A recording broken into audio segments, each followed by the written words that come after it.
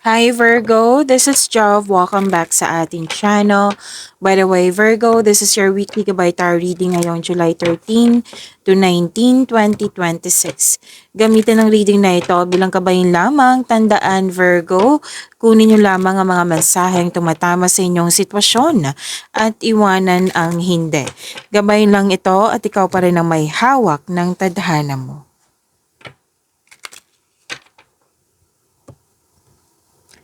Kung handa ka na Virgo, tingnan natin kung anong gusto sabihin sa iyo ng universe ngayon.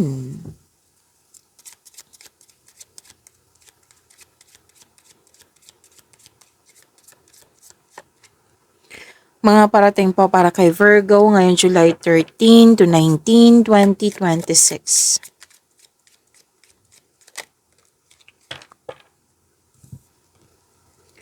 May dumating na opportunities biglaan to at binigyan mo din ng agarang aksyon para magkaroon ng agarang resulta. Pwede din bigla, 'di ba? Biglaan, nabigla ka, nagbigay ka kaagad ng reaksyon. So kilos to ha, this is an action, sabi ng iyong cord. Virgo.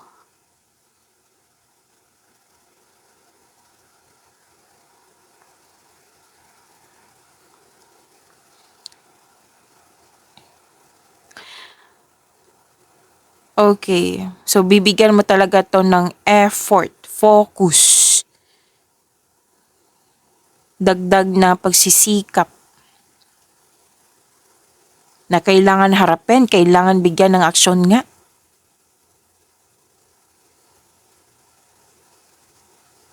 May nakita rin ako dito, plano, na kumbaga i-go mo na sana pero dinelay mo. It might be inaayos mo pa, aayusin mo pa, or naghahanap ka lang ng timing. So maging maingat lang pa kasi may argument ako nakikita dito ng dahil sa delay na ito.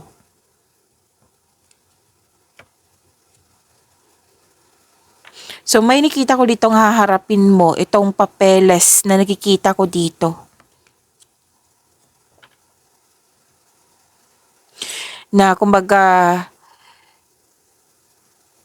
bibigyan mo siya ng action like mano-manong paggawa na kinakailangan para malinis, maayos yung mga ginagawa.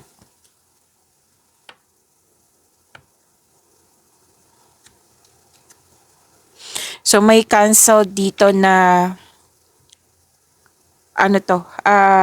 nakaset na yung date pero na-cancela siya kasi may dahilan. Okay, may dahilan. Like, nagkaroon na ng nasat na yung schedule. Okay ako niyan. Tapos siya, hindi pala. Na parating na yung schedule na hindi pala siya okay kasi may kailangan siyang unahin. Pwede ikaw to. So, kailangan ng niyan? Anong tawag nito? Taas na pasensya pag unawa. Pwedeng may mga hadlang kaya hindi natuloy or naantala nga.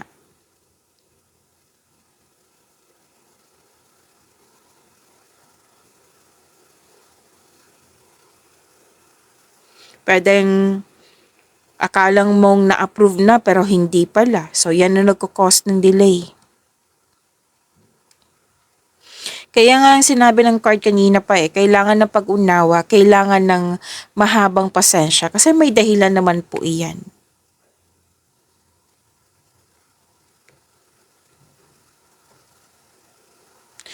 So may hadlang dito sa, nasabi ko na 'di ba? Kasi may approve, hadlang sa pag-approve or isang hadlang sa mga lagda like signing of contract. May nakita nga ako dito nagve-verify sa bangko.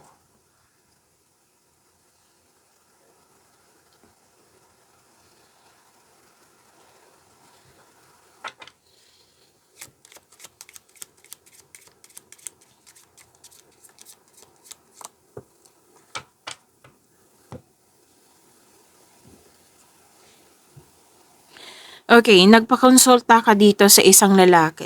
May kausap ka na isang lalaki na marami siyang alam. Lalo na sa rules, sa batas. Basta marami na siyang experience sa buhay po. Marami siyang alam. Naging open ka sa kanya at naging sincere naman po ito. At ito ay tunay ang kanyang motibo. Totoo siya sa iyo. At pwede ngang ikaw yung nagbigay ng advice sa kanya. Pero most of you nag-ask kayo ng advice sa taong ito. Kasi, ano to para lutasin yung mga concern mo. Yan. Kung may may maniligaw sa iyo or niligawan mo, nakikita ko dito yung tunay na motibo niya. Totoo siya sa iyo.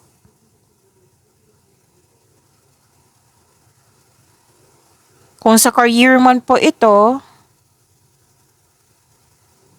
so may desisyon dito, desisyon or naghahanap ng diskarte sa kaperahan na pwedeng nagsishare siya sa iyo ng ideas, nagsishare siya sa iyo ng experiences, or pwede din na yun nga, sinisecure niya Like, tinutulungan ka talaga ng taong ito para makamit yung layunin mo sa buhay or di kaya'y maayos yung mga concern mo nga. Para i-secure din yung posisyon mo.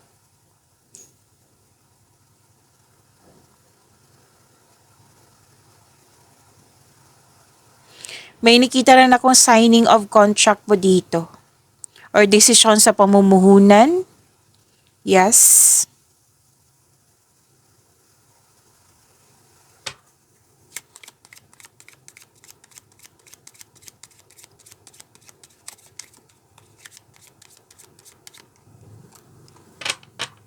Ay wow ha.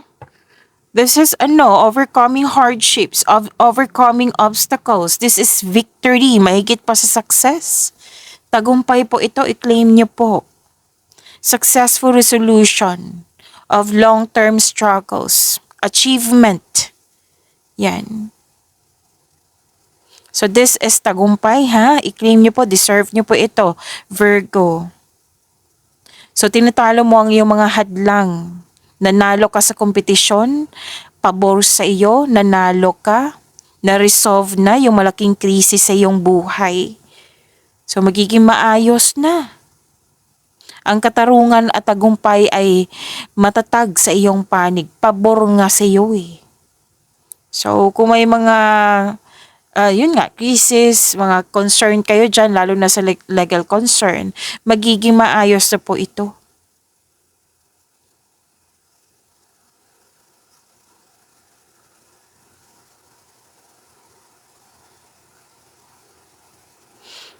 Yung mga alitan dyan sa relasyon or sa taong malapit sa'yo, nakikita ko naman dito na magkakaroon na ng pagkakaisa.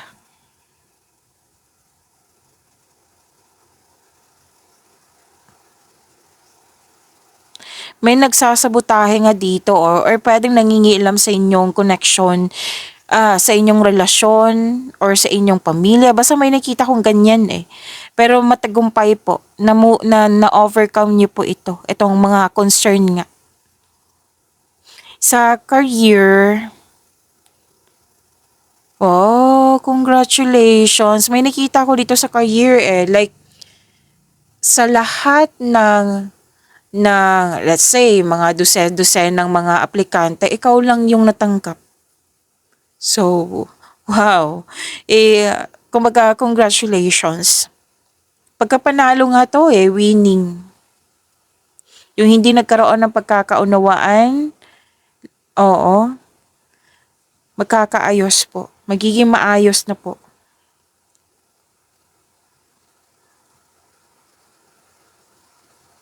So, sa mga legal na laban magiging maayos po ito. Pwedeng itong may involved na pera.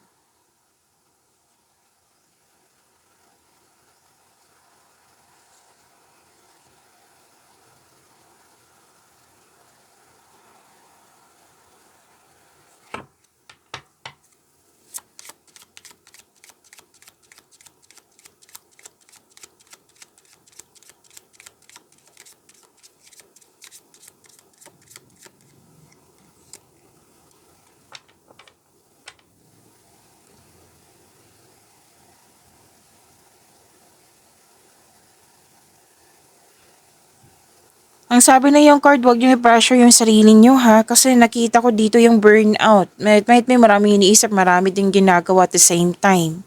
Pero then may ano kasi dito, parang na hindi na meet yung expectation. Kaya nagalit. Pwede ikaw to or pwedeng siya. Kaya nagkaroon ng argument.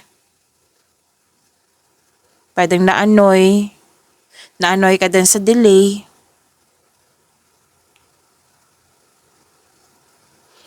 Dito pa rin yung plano na hindi natuloy. Or isang pangako na nasira. Pwede naman nagsabi sa'yo na yung nasaktan ka talaga. So kung mainit ang ulo mo, kung ikaw po ito, iwasan mo lang na mag-response. Kailangan mo lang pakalmahin mo muna yung sarili mo.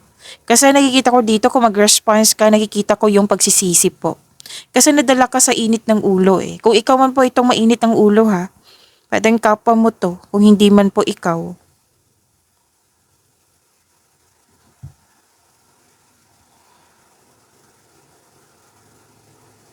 Lalo na't maliit na bagay, alam naman natin na basta maliit na bagay tapos pag-awayan, hindi yan tama.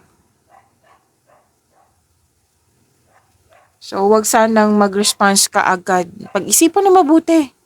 Kung intense masyado, alam kong mahirap pero sinabi ng yung card dito, maging kalmado muna. Wag mag-response ka agad. Wag mong hayaan na, sabi ng yung card dito na, wag mong hayaan na lumaki ang maliit na concern na pinapalaki. Yan, wag mong hayaan.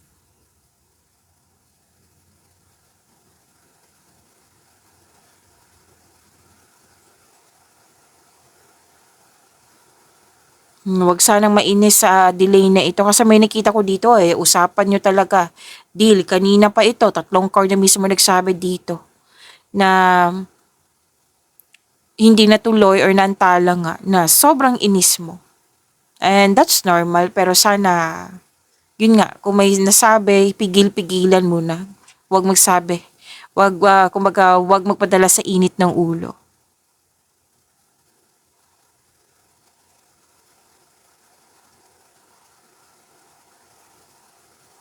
Parang nainis ka dito, some of you, na may concern kayo sa isang tao na hindi marunong maghawak ng pera, na mas bata pa to sa iyo, na pwedeng hindi siya nagbayad sa iyo or hindi siya, ano, wala siyang plano sa kaperahan, hindi nga marunong maghawak ng pera eh. So, ito yung concern ang ilan sa inyo.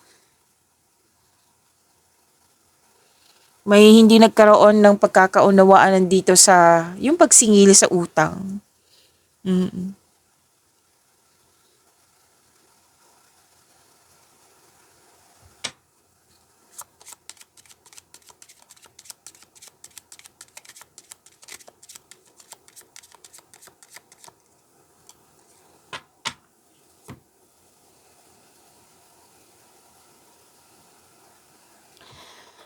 Virgo, may tampuhan na dito oh. May tampuhan na, detachment, physical distance, emotional separation. Kailangan ng pahinga, space or cool off. Pwedeng may nangyaring umiwas, tumiwalag o separation nga. May concern isa sa inyo na naging cold. Pwedeng hindi mo na naintindihan ang mga nangyari po.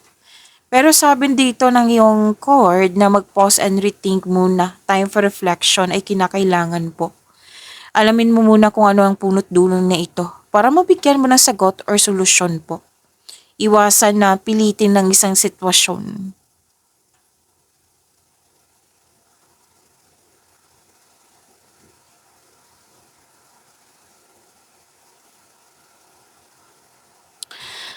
Andito pa rin yung delay eh. Ilang cards na po nagsabi dito. Pwedeng delay sa pag-uusap. Or delay sa hinihintay mo, delay sa paggawa ng action kasi may hesitation, or delay kasi may tutol. Parang nga may nainis dito, nagsasayang lang ako ng oras. Yan. May nakita kong ganyan.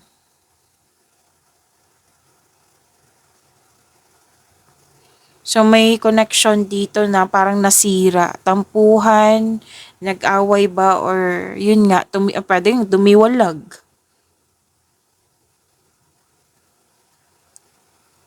Basta yung delay naman po, Virgo, may dahilan yan eh. It might be uh, nagkaroon ng delay sa hinihintay mo kasi may dapat ka pang ma-realize bago dumating yon para magamit mo sa tama. Merong ganyan. Or may delay kasi yun nga, nagkaroon ng hesitation. So, bakit ka ba nagkaroon ng hesitation? So, baka hindi konkreto yung plano mo. So, balikan mo yung plano mo kung pwede po. Delay kasi nagpapaapekto ka sa ibang tao na pwedeng tutol sila. O bakit ka ba tutol? Bakit ka ba nagpapaapekto sa kanila? O, bigyan mo ng sagot yan. Find an answer para may bigyan mo ng solusyon nga. Nagkaroon ng delay, it might be that is a redirection or ano tawag dito? That is protection. May mga dahilan. So, ilang beses lumabas dito na may mga inaasahang pagbabayad. Like, pwedeng hindi nagbayad ng utang sa'yo or pwedeng hindi ka nakabayad agad kasi may hinihintay ka o hindi pa dumating. Lalo na sa pag-approve dito. May loan application nga ako nakikita dito na pwedeng nagkaroon nga ng delay.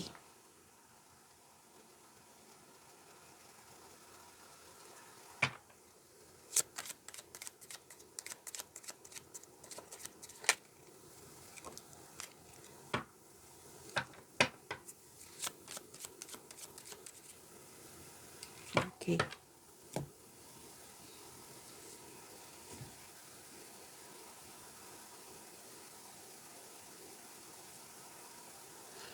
Pero huwag kayong mag-alala ha, kasi may nakita ko ditong pagkakaayos. Ma-overcome mo rin yan.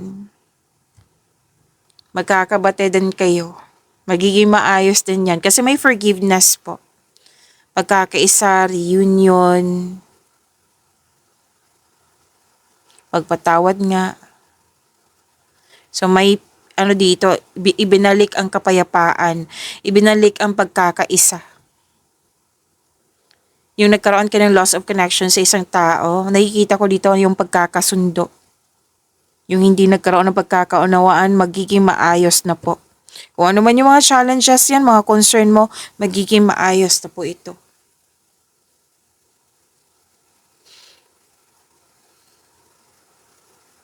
So let's move forward. Kuhingi tayo ng message for you, Virgo. Ngayong July.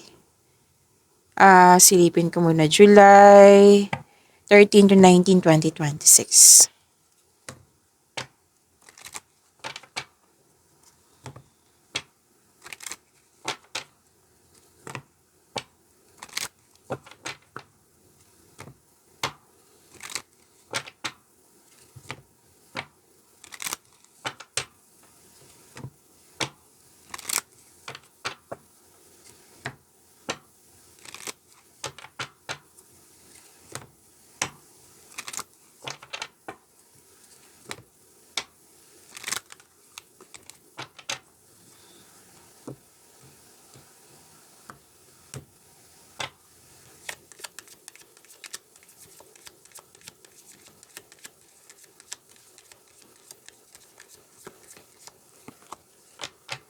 Vast vistas. Expand your horizons. So, sabi dito, okay, may new journey na parating sa iyo. Nasa horizon na. New journey, new direction. Na kailangan mong i-embrace, kailangan mong harapin. So, prepare your energy kasi magiging busy na kayo.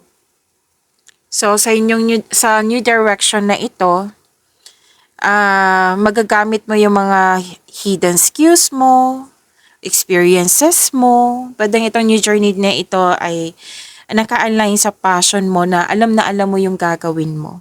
So, vast vistas, expand your horizons. Sabi dito, bagong pananaw, palawakin ng iyong kaalaman. So, may mga pagkakataon na mas mag-excel ka, mas mag-level up ka.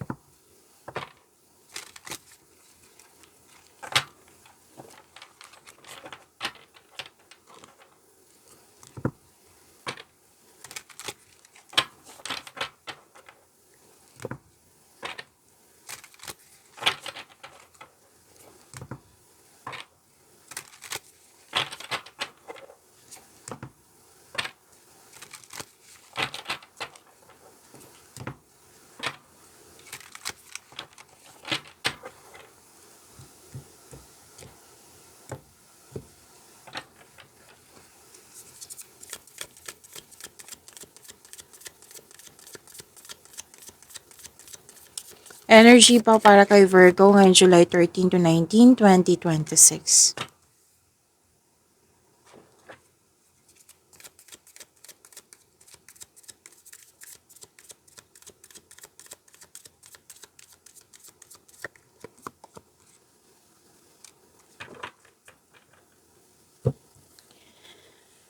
Maraming salamat po Virgo sa mga hindi nag-skip ng ads. Subscribe na po kayo sa ating channel at click bell notification para updated po kayo sa reading natin.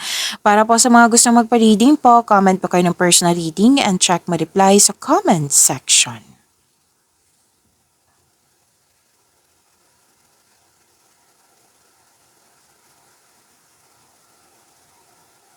Okay.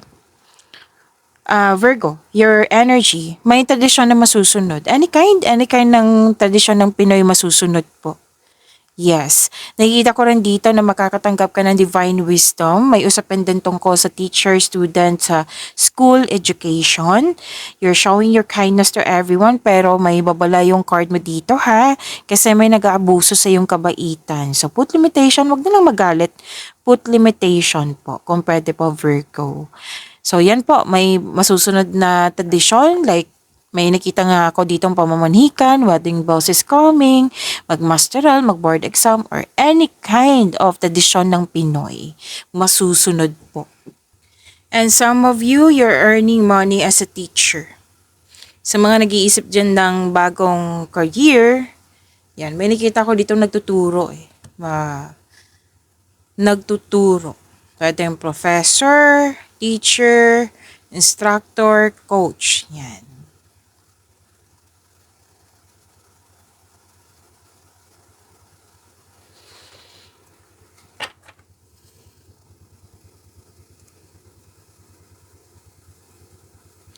May nakita ko ditong possibilities na pagmumuni-muni, lumabas din dito yung planning.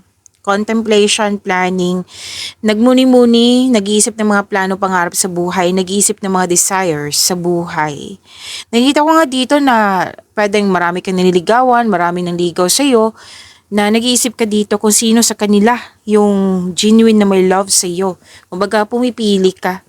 Mag-ingat lang po sa sobrang pag-iisip, baka ito ay maghatid ng pagkakalito. Tapos, may nakita kasi ako ditong temptation eh. Malawak kasi itong temptation. So, alam naman natin, temptation is sakit sa ulo yan. Kung inspiration, that is happiness, that is love. 'Di ba? Pero iwas na lang tayo sa temptation po kung anumang klase ito. Pwede sa personal life nga, sa love and romance, or sa career and money. Okay? Lumabas din dito na maraming big ideas. Very inspired ka, gusto mo ng dagdag na investment at para magkaroon ng financial growth. Kumbaga mas lumawak yung ambisyon mo sa buhay.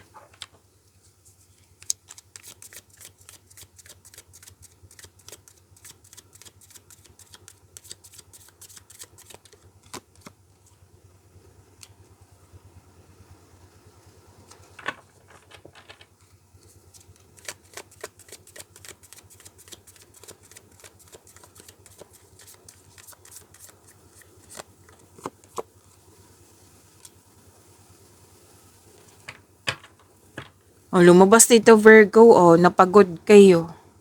Stress po daw kayo. So, kailangan po ng tamang pahinga. Alam naman natin, 'di ba, na kung meron pahinga, kung may tamang pahinga, mare-recharge ka talaga niyan. So, ang pagpahinga po ay nakapagbigay ng increased productivity and a healthier mental state. Stress at pagod. Gusto mo magbakasyon, mag-leave muna.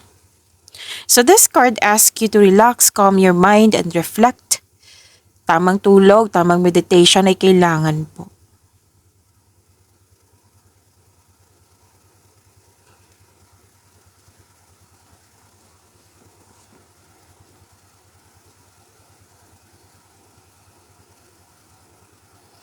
So may parating na masaganang panimula sa mga ginagawa mo dyan, which is nag-clarify din siya dito. 'Di ba? New direction, new journey. Oo, mag-ingat sa paggawa ng plano para magtagumpay ito.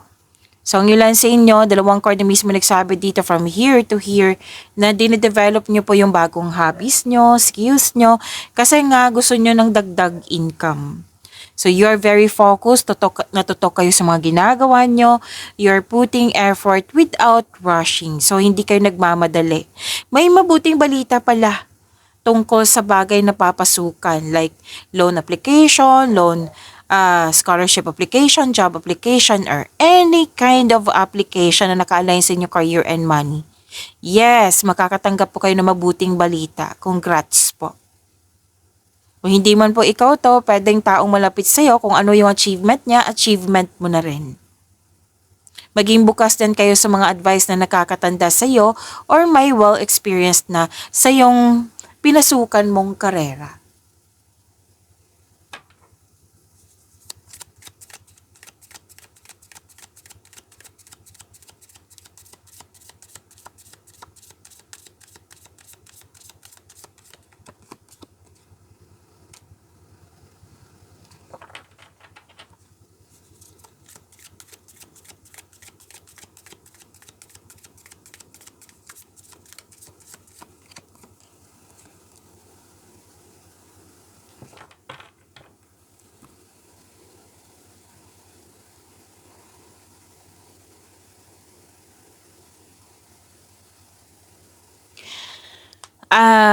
Virgo, kung gusto nyo pong ma-notify kayo, ma-prompt kayo, like mapanood nyo po yung agad yung premiere na video natin, i-click nyo po yung bell notification dyan.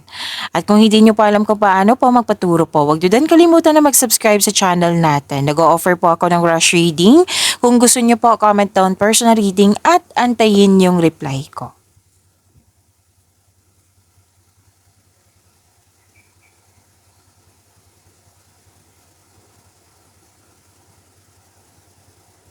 Okay, love and romance. Para sa mga single dyan, may parating na bagong tao na stable na sa buhay.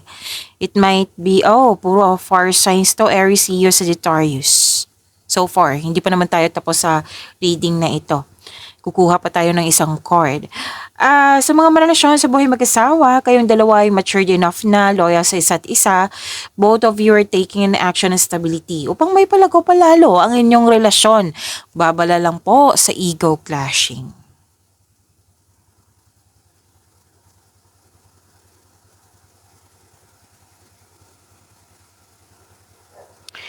Okay, sa mga single dito, gusto nyo munang makipag-date sa ilang tao bago pumasok sa exclusive relationship.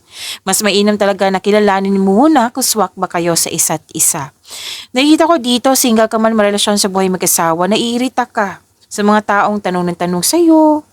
Like for example lang po ito common example. Yung kung matagal ka na single, matagal ka na single. Kailan ka ba magjojowa? Matagal na kayo magjowa. Kailan bang kasal? Matagal na kayong kasal. Kailan ba magkaroon ng anak?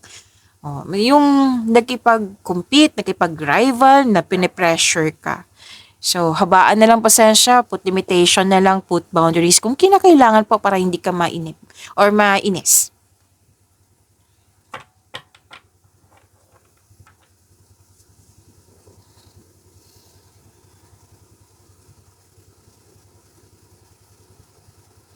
Yung parating sa inyo sa mga single dyan, napakatalino niya.